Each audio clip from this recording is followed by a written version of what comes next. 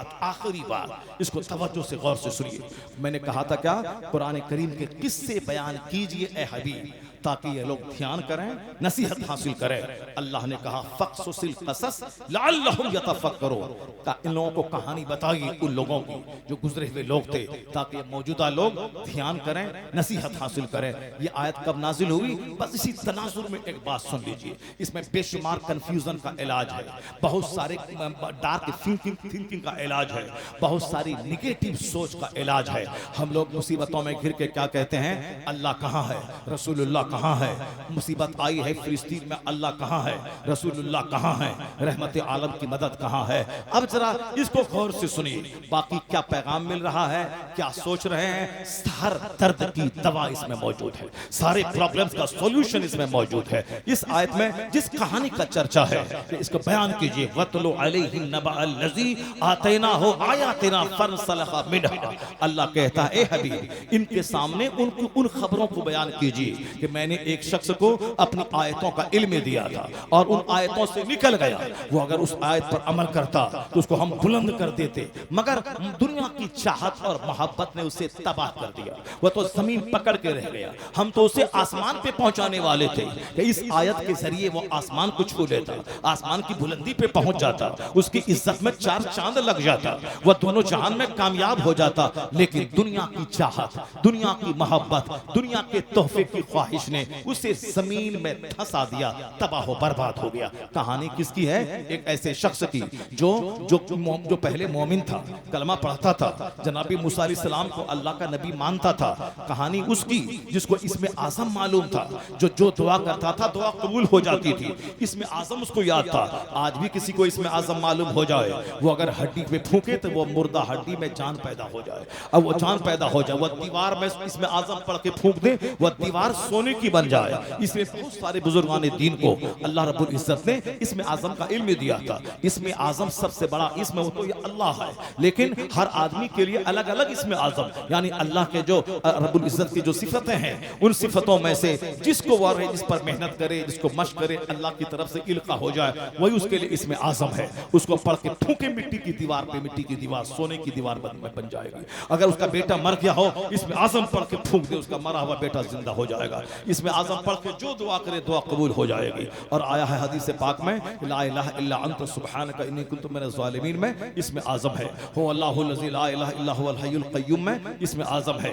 या अल्लाह या रहमान या रहीम या हय्यु या क़य्यूम या बदीअस समावाति वल अर्द या ज़ल जलाल वल इकराम में इसमें आज़म है। आयतुल कुर्सी में इसमें आज़म है। कुल हुवल्लाहु अहद में इसमें आज़म है। जब आप किसी मज़ार पे जाएं तो 100 बार कुल हुवल्लाहु अहद शरीफ पढ़ करके उसका सवाब उस साहिब मज़ार को पहुंचाएं, उसके वसीले से दुआ करें। बुजुर्गों ने कहा है कि दुआ कबूल होनी होती है। दुआ कबूल हो, अगर तकदीर में है दुआ कबूल होगी। जैसे मौत लिखी हुई है तो वो तो टलेगी नहीं, उसके अलावा जो जायज मुरादें हैं पूरी हो जाएंगी। यहाँ ढेर सारा गाना याद है, मगर आयतुल कुर्सी ठीक से याद नहीं है, दुआए क़ुनूत याद नहीं है। और शादी ब्याह में ढूंढते क्या है कि लड़की आईए बीए एमए डीएलएड करी है कि नहीं करी है, और कभी तौफीक नहीं मिलती जरा पूछें दुआए क़ुनूत याद है कि नहीं, सूरह फातिहा ठीक से याद है कि नहीं। अब वो जब आती है डीएलएड करी हुई तो सारी जिंदगी शौहरों को गुलाम बना के रखती है, और ये बेचारा बाइक लेके जाता है स्कूल पे छोड़ने के लिए, और दिन भर ऐसे ऐसे गुटखा खा के फिरता रहता है। और शाम हुई बाइक लेके गया और अपनी सरदारीन को लेके घर आ गया। अब पान खाने की जरूरत हो तो सरदारीन से पैसा मांगना है।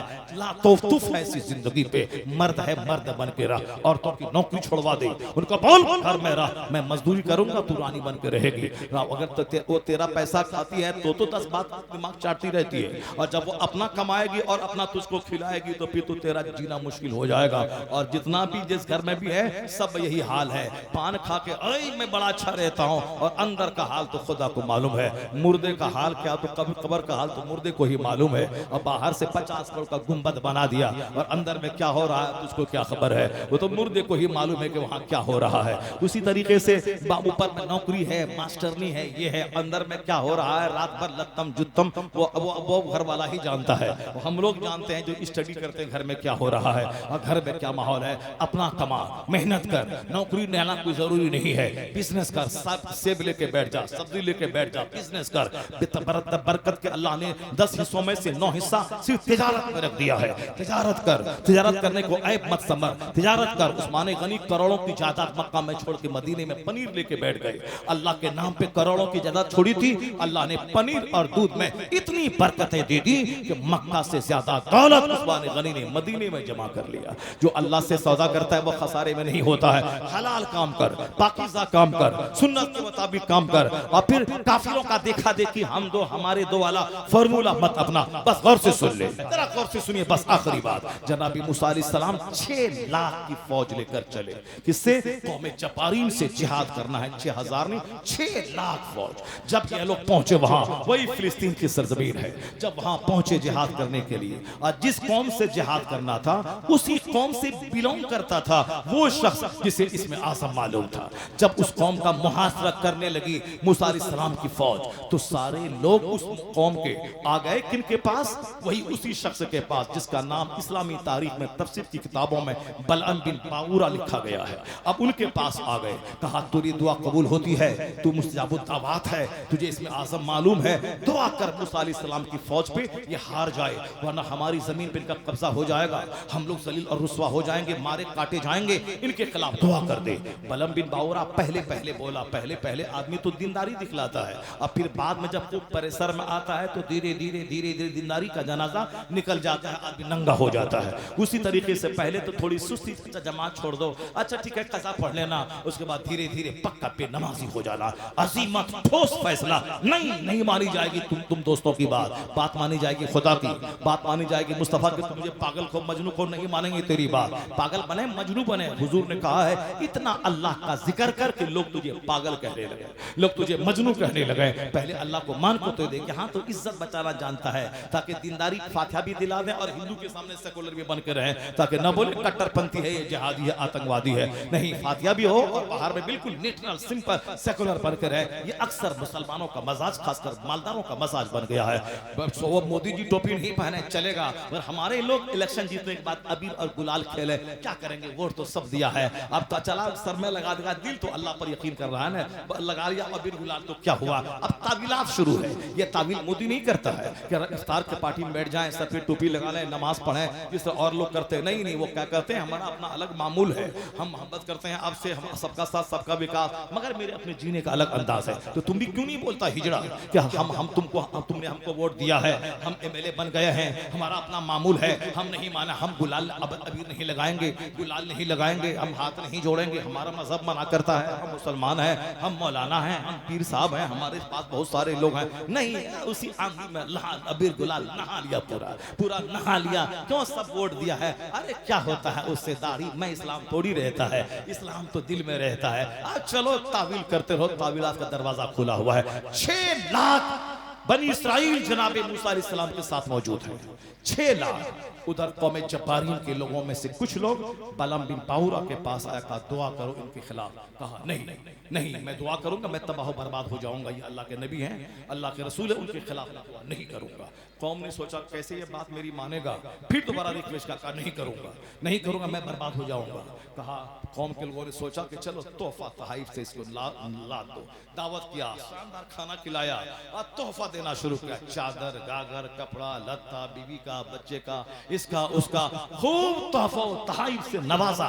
अल मुख्तसर तोहफा इतना दिया जैसे आज कोई इमाम साहब बड़ा हार्ड है, वह सही हक बोलने वाला है और ये हमारे बारे में नहीं बोलता है, तोहफा दो, गिफ्ट दो, इतना गिफ्ट में लाद दो कि ये साहब जो बुलवाना चाहते हो उससे बुलवा लो। ये अंदाज शुरू से है काफिरों का और दुनियादारों का, तोहफा तहाइफ देकर अपनी बात जबान से उगलवा लेना। अब ये तावील करता रहे, अब बात उगलवा के काम उनका बन गया। लोगों ने इतना तोहफा तहाइफ बलअम बाऊरा को दिया, ये गिरवी हो गया उसका।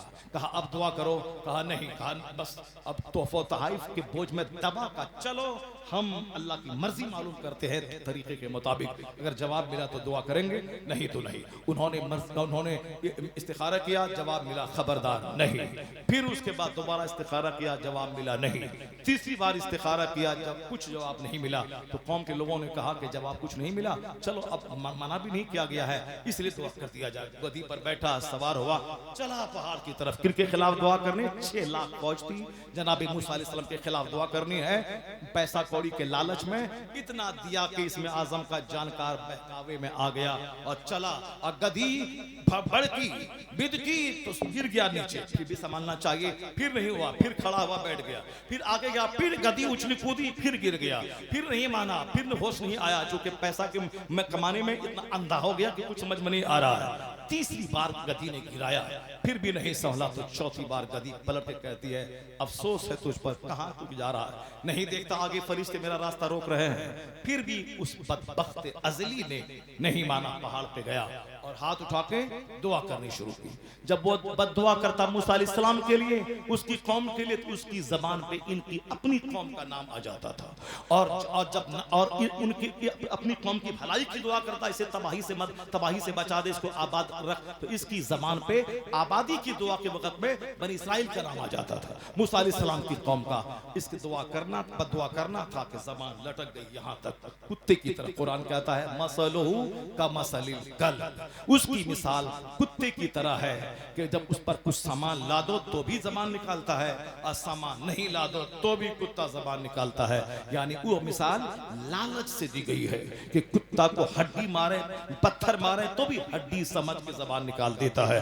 यानी हिर्स और लालच, ये कुत्ते की मिसाल दी गई। इन्होंने अपनी बदतरीन कौम की मोहब्बत में, दुनिया की मोहब्बत में पड़ के इतनी बड़े मर्तबे से, इतनी बड़ी इज्जत की चादर को उठा के तार तार किया।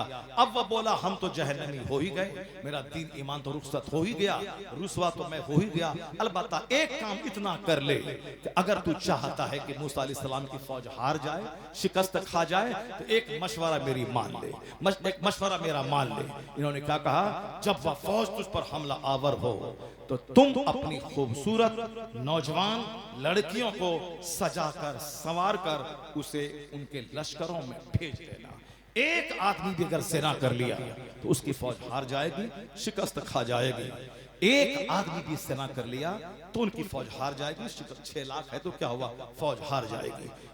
ये ट्रिक काम कर गया।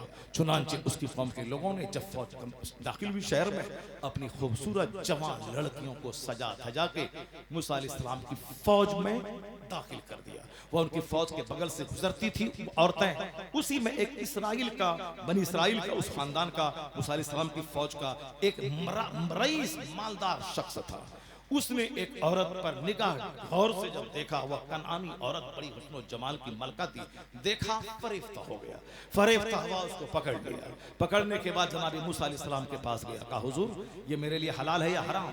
मूसा अलैहिस्सलाम जलाल में आ गए, कहा अस्तगफिरुल्लाह, इसे छोड़ दे, ये हराम है तेरे लिए। बस आपने कहा हराम है तेरे लिए, मगर चूंकि शहवत का भूत इतना सवार हो चुका था कि अब कोई हराम हलाल सुनना नहीं चाहता था। मूसा अलैहिस्सलाम के मना करने के बावजूद उस बदबख्त ने उसको लिया और अपने कमरे में गया, वो अपने खेमे में गया।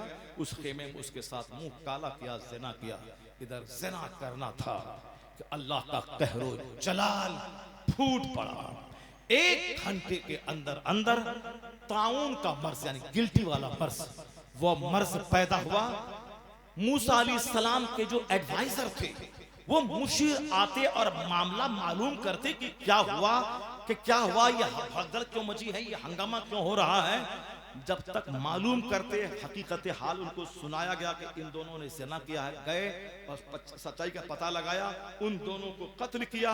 ये बीमारी का खुमार थोड़ा सा थमा उन दोनों के कत्ल के बाद, लेकिन इस बीच में कई घंटे गुजर चुके थे और 1 घंटे के अंदर अंदर 70,000 मूसा अलैहिस्सलाम की फौज उस गिलटी के मर्ज में इंतकाल कर चुकी थी।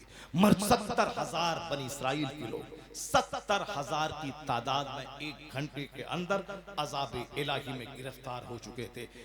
फौज का कमांडर जनाबे मूसा है, तादाद 6 लाख की है। ज़िना एक शख्स ने किया है, अल्लाह का कहर टूटा, 70 लाख लोग ताउन के मर्ज में गिरफ्तार होकर मर गए। पूरी फौज शिकस्त खा गई।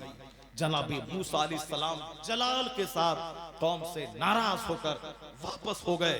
6 लाख फौज एक आदमी की बदकारी की वजह से शिकस्त खा गई। फौज 70,000 ताउन के मर्ज में हिलाक हो गए।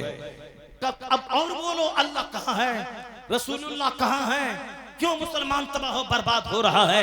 काफिर तो जहन्नमी है, वो सुअर खाए, वो शराब पिए, उसके लिए तो जहन्नम तय है। मुसलमान को जन्नत जाना है, मुसलमान को दुनिया में नेक बनना है, मुसलमान को जिहाद करना है।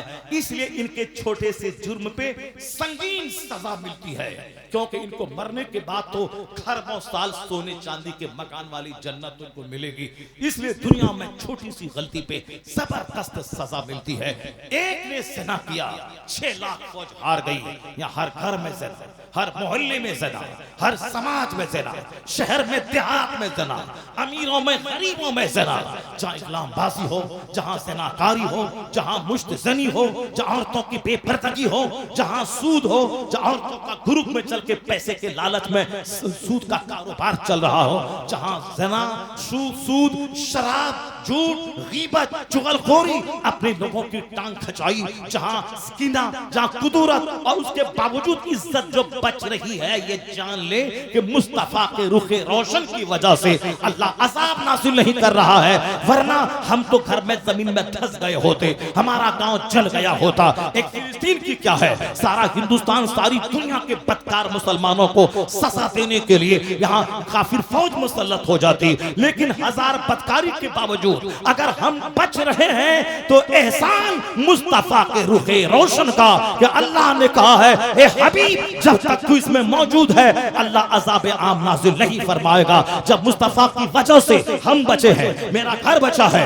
मेरा समाज बचा है, तो करोड़ों दुरूद मुस्तफा पे, करोड़ों सलाम मुस्तफा पे, मुस्तफा की मोहब्बत का नगमा घर में गाया जाए, अपने बाल बच्चों की गुट्टी में मुस्तफा की मोहब्बत का नशा चढ़ाया जाए, जिनकी वजह से इज्जत बच रही है, आबरू बच रही है, घर बच रहा है, वरना जमीन में धंस गए होते। उस मुस्तफा से सच्ची मोहब्बत कर, उनकी सुन्नतों पे अमल कर, शरीयत पे अमल कर, फिर अल्लाह अजाब को रहमतों में तब्दील कर देगा। फिर जहां कदम बढ़ाएगा शिकस्त नहीं, नुसरत खुदाबंदी से फतह याब हो। सुभान अल्लाह, मोहम्मद से वफा तूने तो हम तेरे, ये जहां चीज मैंने आँख खोलने के लिए, एक कंफ्यूजन दूर करने के लिए मैंने कुरान करीम का चैप्टर खोलकर आपके सामने बताया है। फिर न बोलिएगा कि क्यों ऐसा हो रहा है, ये मत बोल के अल्लाह कहाँ है, झांक के देख के तू कहाँ खड़ा है, तू कहाँ है, तेरे बच्चे कहाँ हैं, तेरा घर कहाँ है।